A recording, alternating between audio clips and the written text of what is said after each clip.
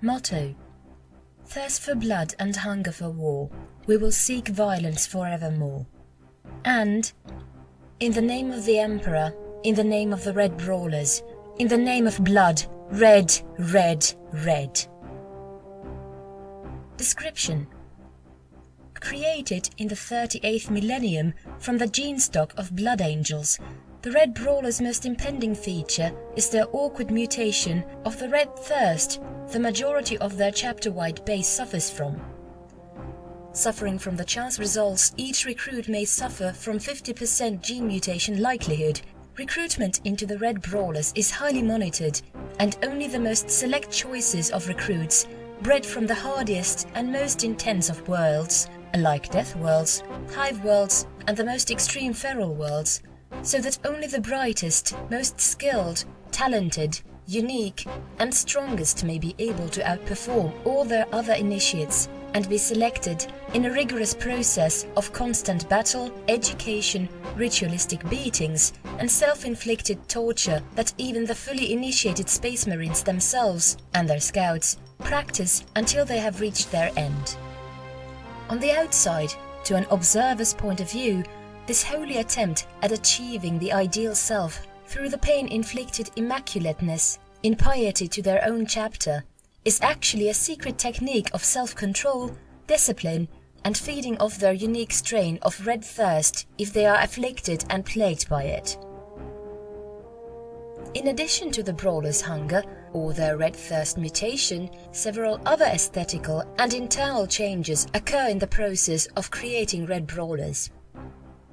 Their skin becomes deathly pale, their hair turns black and grows long quickly, so having their bodies tended to by their servants who live in the fear of being used as food is of the highest forms of worship, ritual and conduct in the chapter, the cutting of the hair being symbolic for reformation and the tending of one's candor, nature and responsibility. The self is just as important as militant duty to the Red Brawlers. Their canine teeth elongate terribly and their faces become emaciated. They suffer from degenerated catalepsian nodes, horrific nightmares even by Astarte standards whenever they do slumber, which is rare for them, and have been known, when they do slumber, to mumble and speak of whatever their worst fears and nightmares are, loudly speaking in tongues as well, or simply wail with horrified grimaces, scowls, or other looks on their faces as they live through torment in their deep slumber. Training themselves to prolong their bodies, to need less energy to operate at higher capacities through ingesting specialized nutrient injections, the Red Brawlers slumber less than a normal Space Marine, and some have been known to go for decades without rest. Their mental psyche as well is conditioned through these resolves. A boon blessed upon them, however, that counteracts their disposition is what is known as in their chapter as a blood rush, blood trance, or simply the trance. When in battle, like any other Astartes, the Red Brawlers find their home, and when they are in the heat of the battle, including those many who suffer from their Brawler's hunger, which is manageable, they lose control of their ferocious appetite and become absolute bloodletters of destruction, hell-bent on creating the most carnage, filled of kills, in attempt to decimate their enemies, and to let out all of their inner suffering in a display of spiritual cleansing through venting in battle. Though some may look down upon this dishonorable display of destruction, even in Astartes standards, which in some cases Red Brawlers enter extremes and can be seen as influences of the Blood God, the Imperium gives them passes and instead uses the Red Brawlers as threats to rebellious planets. The Red Brawlers, once deployed, show no mercy to the Imperium's foes, who are quick to know fury and anguish. After the battles, however, it is where their gruesome, macabre forms are revealed. In fits of psychotic joy in the battle won, the captured prisoners of war, if any are left, are sacrificed to the Guard Emperor upon a crimson altar that each Black Guard or chapter chaplain, of which there are many, those who do not suffer from Brawler's hunger or the Black Rage, which is extreme in this chapter since, as a way to control the Marines who are taken by their thirst and hunger induced from wild battle, and as a way to let the Space Marines in their uncontrollable state to let go and release themselves so that they do not have their suffering bubbling from within. There are 3 black gods for all 10 companies of the chapter, and the Crimson Altar is unique to each company's martial culture. When in the blood trance after battle, they proceed to cover themselves in the ripped and torn entrails, mutilated skins, and severed muscles of their fallen prey, feasting on their blood, marrow, and raw flesh after battle, wailing loudly and howling like madmen. The state of transcendent lucidity acts as also a stage of rapid regeneration for them, both physically and mentally, and as a stage for them to consume the memories of their foes through ingesting their flesh, as all Astartes can. Generally, after the trance has ended, the Space Marines recover and move on. This does not always occur after every battle, of course, but rather only after the grandest and most daring of military victories, where fear is set aside and personal glory is thrown to the wind for the sake of self-sustaining defense, or in soulless attacks against unbeatable odds, only to come unscathed but alive. Those who have fallen to the Black Rage and are in the death company of the Red Brawlers are known as the Vampires, and in an eternal state of blood trance, those who could not exit the trance, which is way to heal and recuperate from almost slipping into the Black Rage, are instead lost to it. They are corralled by specially trained Blackguard chaplains and are led by the company captain, which is also the chapter's reclusiarch. Unlike their Blood Angel descendants, however, the Death Company is heaved into battle with little care to their safety, and are faced with their impending deaths on their first battle under the company's banner because they are seen as being a shame unto the chapter, weaklings who could not control themselves. The Reclusiarch captain is often referred to as the penitent judge, Captain Reclusiarch Davidus Gonzolos.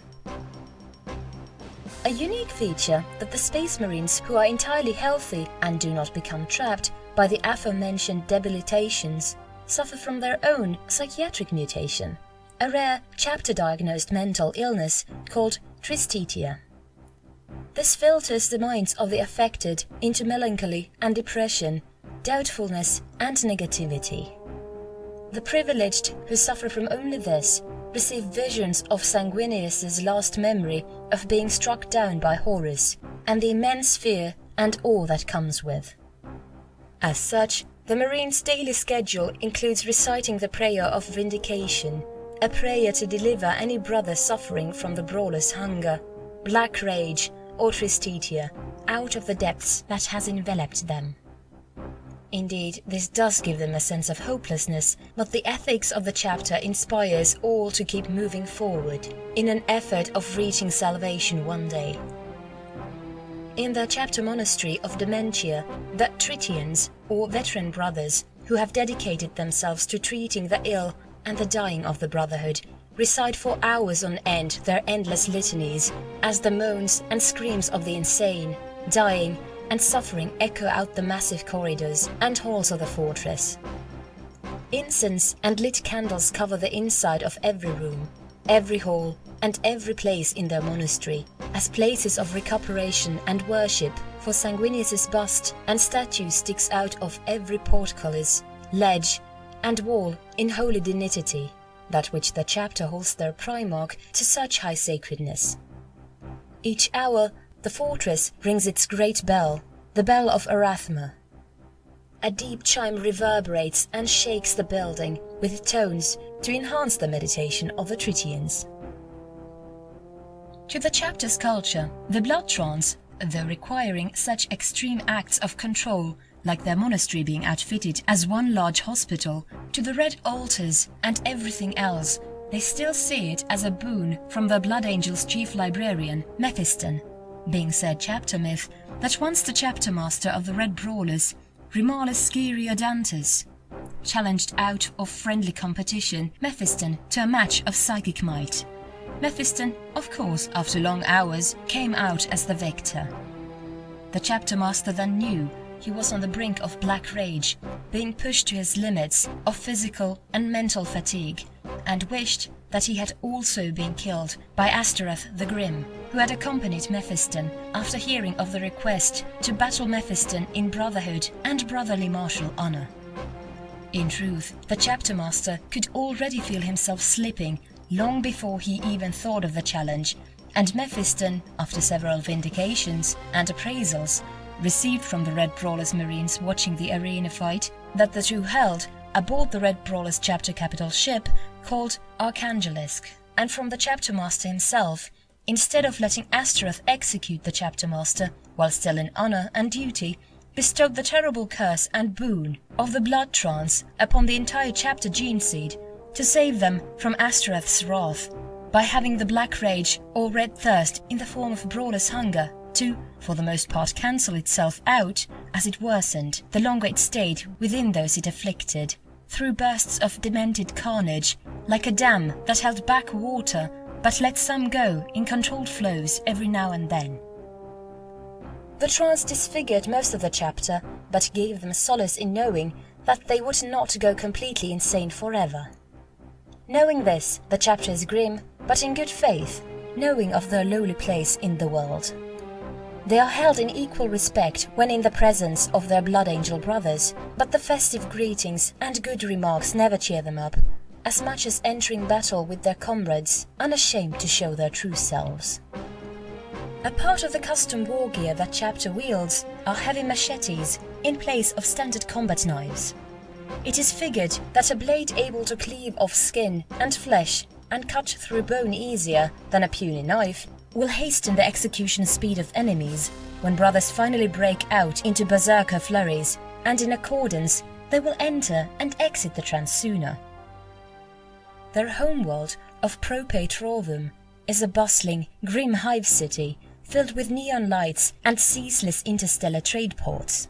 Located in the Segmentum Obscurus's final sector, they are designated as a crusade chapter that is to regularly cleanse heretic worlds that closely center around the nearby Eye of Terror. This also gives the Marines and the people close to the warp storm purple eye scleris. The city is known for its rusted atmosphere of iron and water and oxygen. It rains a constant blood-red mixture of iron and water. The habitation spires run deep into the planet's core to feed off of natural gas and heat, expelling the exhaust into the skies. Around these exhaust vents lay the cities living by them, as they are the main source of natural heat. These vents are miles across and house several species of bats that live within. The entire planet is engulfed in 3 cities, each containing untold trillions of people living within its uncountable depths, churning out lasguns, tanks and other munitions and armor from the planet's rich iron veins that stretch across its surface as mountain ranges to deep within its blackened depths. The chapter master contains full control as the planetary governor, while each of the 3 cities, Petrovescium, Falbidum and Nanum, each are led by strict ruling administrator councils.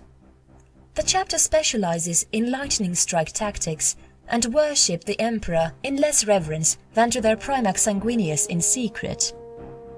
Their strength in numbers is less than that of a normal chapter, and their chapter allies consist of the Gloamstriker Squad Vakarian 2nd Company, who were deployed to the chapter's homeworld to help aid in the cleansing of mutants from the underhives, and the Exorcists. And although they have a staunch love for blood and violence, they despise Khorne and all his followers, as the following quote says,